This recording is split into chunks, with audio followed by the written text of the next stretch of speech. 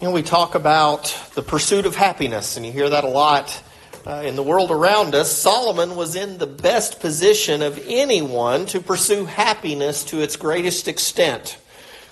He left no stone unturned in his indulgence of the pursuit of wine, women, and song, really, if you look at his history. The books of Ecclesiastes, Proverbs, 1 Kings, and 2 Chronicles reveal things about Solomon's pursuits. And after each endeavor, Solomon had a favorite expression which summed up the whole matter. In Ecclesiastes 2 verse 11, all is vanity and striving after the wind. So I want us this afternoon to look at some of his endeavors that happiness is not found in. The first one is wine. Wine. And he says, I searched in my heart how to gratify my flesh with wine. He did everything he could. He drank a lot, and you read about that in Scripture. And he tried to find happiness there.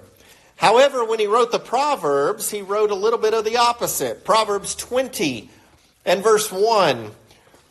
Proverbs 20 and verse 1, where he says, wine is a mocker, strong drink is a brawler, and whoever is led astray by it is not wise.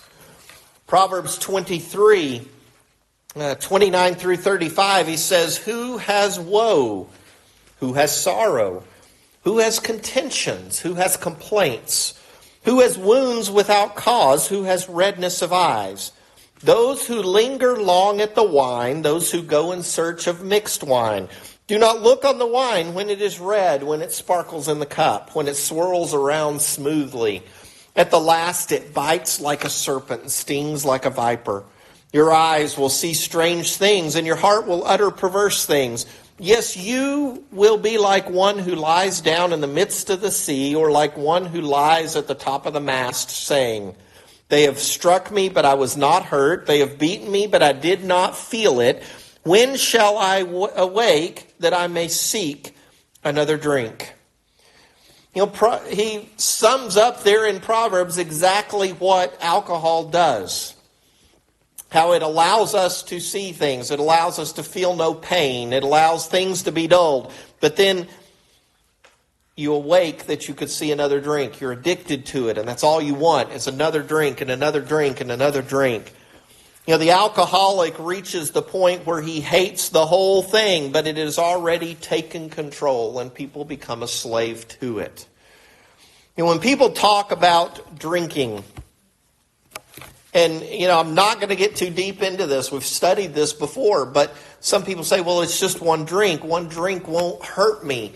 And when we look at the statistics and you look at the information of what is in an alcoholic drink and how that affects your body on that first glass or that first beer or whatever it is that affects you, and it alters the way that your body functions. So many people think they find pleasure in it. What do you see in a movie? Anything anybody finishes, they go home at the end of the day, they've got to stop at the bar, they've got to have a drink, they've got to go home and pour that drink because that's the only thing that can get them through it. And that's what Solomon thought. And then look at what he writes in Proverbs. The second thing that Solomon looked to was women. Women. Solomon had 1,000 women. When you add up all of his wives and concubines and everything that he had 1,000 women. They didn't bring him happiness and contentment. Instead, if you look over at 1 Kings chapter 11, turn over to 1 Kings chapter 11, starting in verse 1, we see that it's just the opposite. But King Solomon, at chapter 11 and verse 1, King Solomon loved many foreign women, as well as the daughter of Pharaoh, women of the Moabites, Ammonites, Edomites, Sidonians, and Hittites. From the nations of whom the Lord had said to the children of Israel, you shall not intermarry with them, nor they with you. Surely they will turn away your heart after their gods. Solomon clung to these in love. He had 700 wives, princesses, and 300 concubines, and his wives turned away his heart. For it was so when Solomon was old that his wives turned his heart after other gods. And his heart was not loyal to the Lord his God, as was the heart of his father David. For Solomon went after Ashtoreth, the goddess of the Sidonians, and after Milcom, the abomination of the Ammonites. Solomon did evil in the sight of the Lord, and did not fully follow the Lord, as did his father David. And Solomon built a high place for Chemosh, the abomination of Moab, on the hill that is east of Jerusalem. And for Molech, the abomination of the people of Ammon. And he did likewise for all his foreign wives, who burned incense and sacrificed to their gods.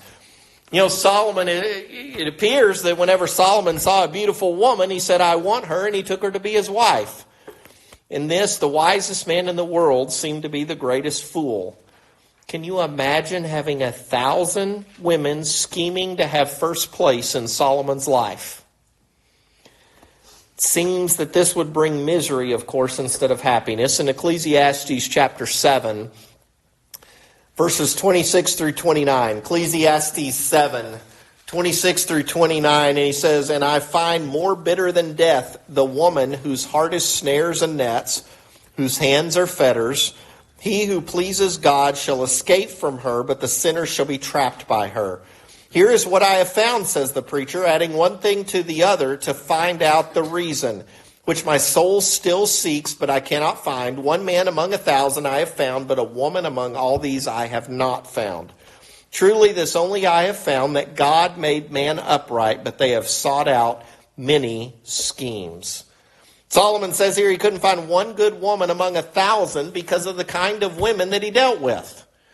His dealings were with beautiful women, not with godly women.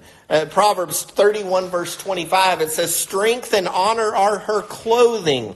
She shall rejoice in time to come. That's who he should have been looking for. He was looking at the outward beauty rather than the inside of the woman. We are blessed. You know, I've been blessed to be married for 27 years. I had to think about it a minute. For 27 years. It's wonderful. She has helped me more than I could ever say because I found the right woman. I looked for the right things. You've got to look for the right things. And that if you're looking for the looks, you're looking for the beauty, and you're not looking at the heart of a person, that's when you start running into trouble. And that's what happened with Solomon. Number 3, it says Solomon looked for song. He looked for song. Ecclesiastes 2 verse 8, I also gathered for myself silver and gold and the special treasures of kings and of the provinces. I acquired male and female singers, the delights of the sons of men, and musical instruments of all kind. You know, Solomon didn't need a stereo, radio, or TV to listen to music because he had singers and he had musicians that were part of his household. You know, people look for music, and the idea here, though, is the things that make us feel good, the things that delight the ears. You know, I've said many times, there's nothing better than going to a symphony concert, hearing a professional symphony perform. And, you know, I sit there and they always start out with the Star-Spangled Banner, and I get goosebumps as soon as they start playing the Star-Spangled Banner because the sound is so beautiful. There's nothing better than that. And people will try to find happiness in that beauty.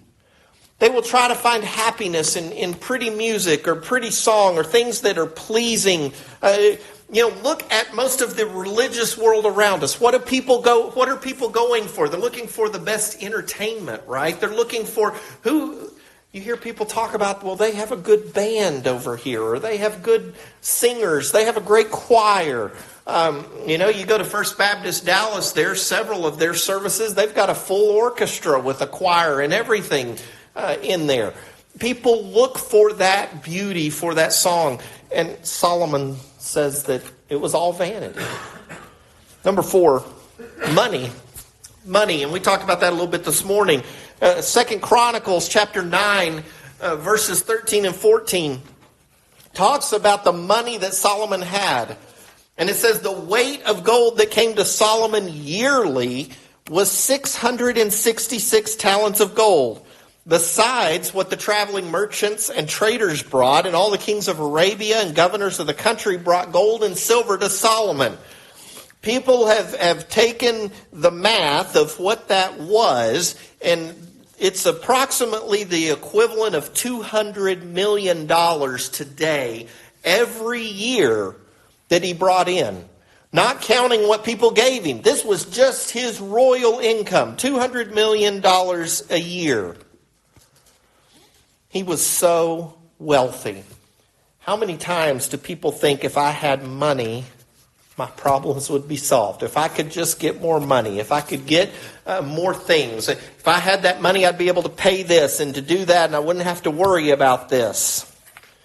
Ecclesiastes chapter 5, verses 10 through 13 says, "He who loves silver will not be satisfied with silver, nor he who loves abundance with increase.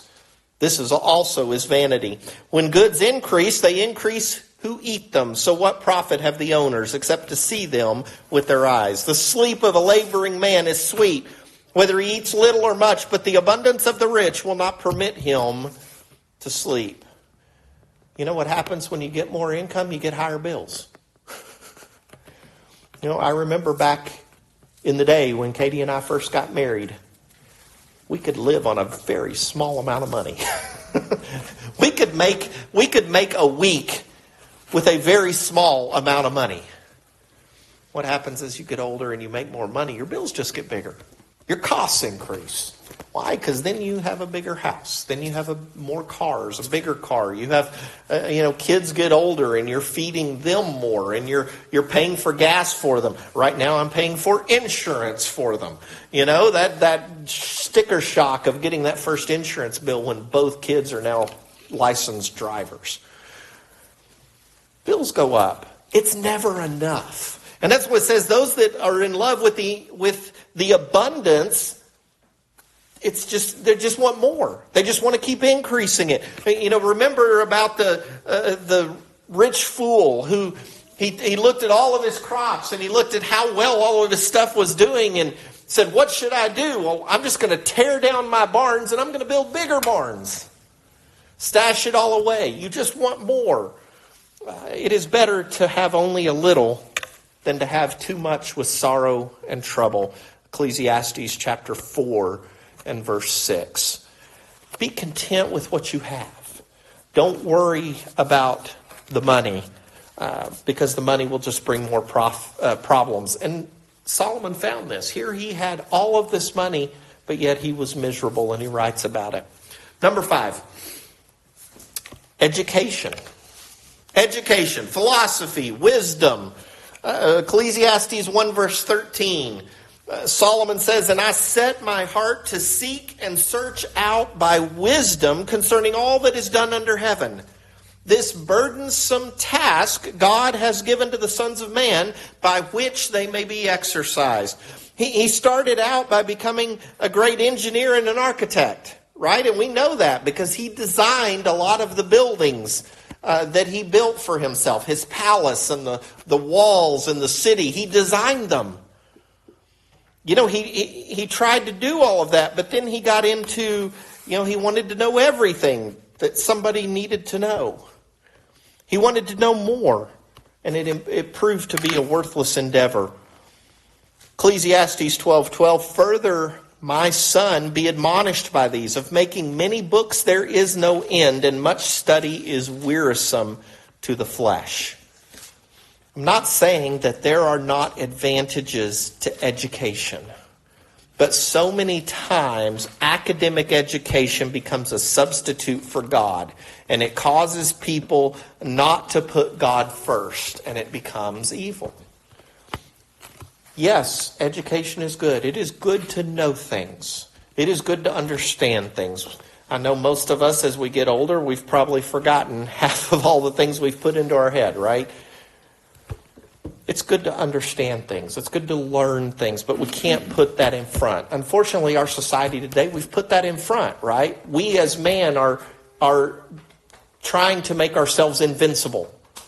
Guess what? We can design this vaccine. We can design this medicine. We can design these steps to alter people's DNA. We can find these steps to take care of things. And they don't put God into the equation.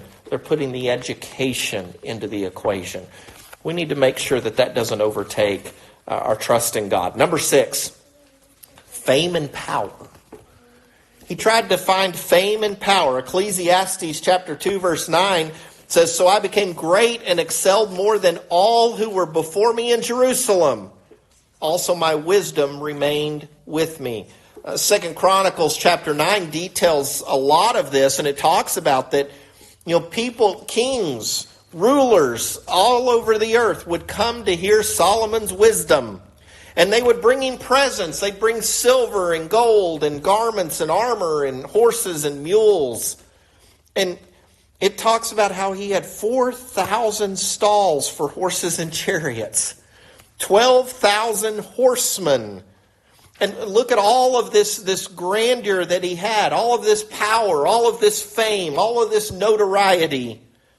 But it didn't bring peace.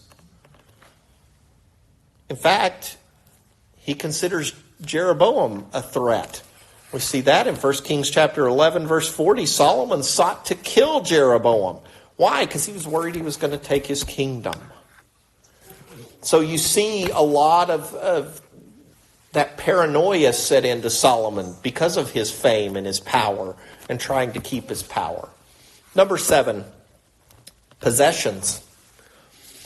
Possessions. Ecclesiastes 2 verse 10, he says, "Whatever my heart desired, I did not keep from them."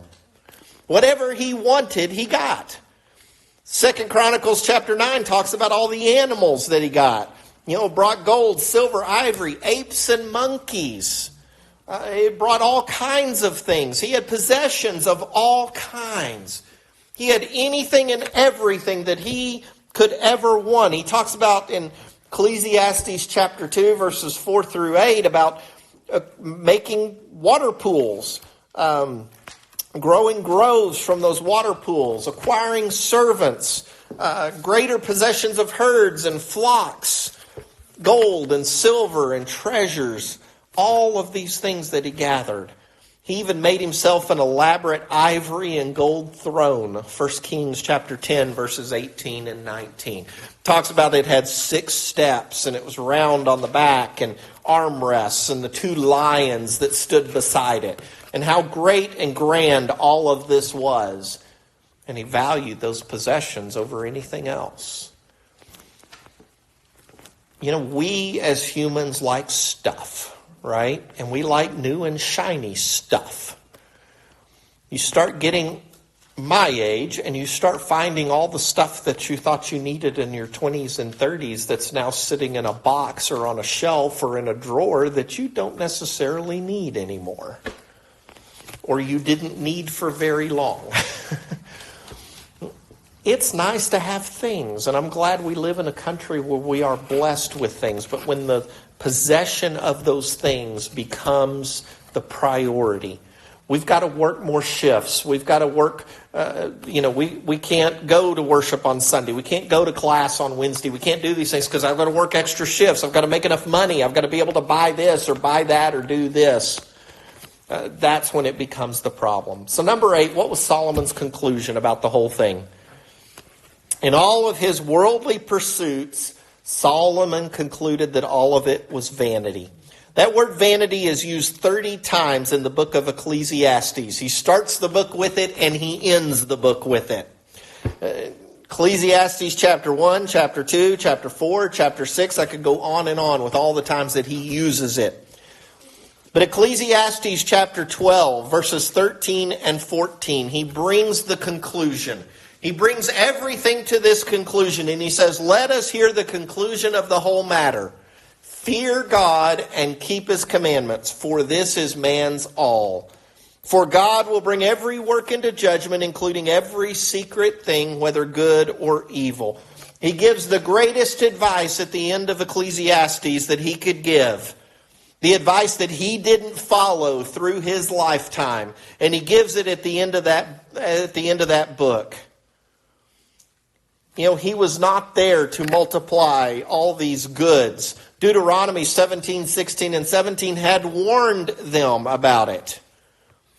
It says, "You shall not multiply horses for yourselves or cause people to return to Egypt to multiply horses." It talks about you should multiply wives not multiply silver and gold didn't mean they couldn't have possessions. It meant, what was your goal? And as we see, Solomon failed in all of this. His wives led him astray. Nehemiah chapter 13 and verse 26 talks about the pagan women causing him to sin. What was Solomon's conclusion? What he didn't follow? Fear God and keep his commandments. God is everything. Despite his failures, his message is a great one to us. Any effort to obtain happiness which doesn't have God in the equation, and which doesn't have God not just in the equation, but first in the equation, is vanity. We need to make sure that we're not minding earth things or chasing the impossible dreams here on earth, but serving God with fear and trembling. If we can do anything for you this afternoon, please come as we stand and sing.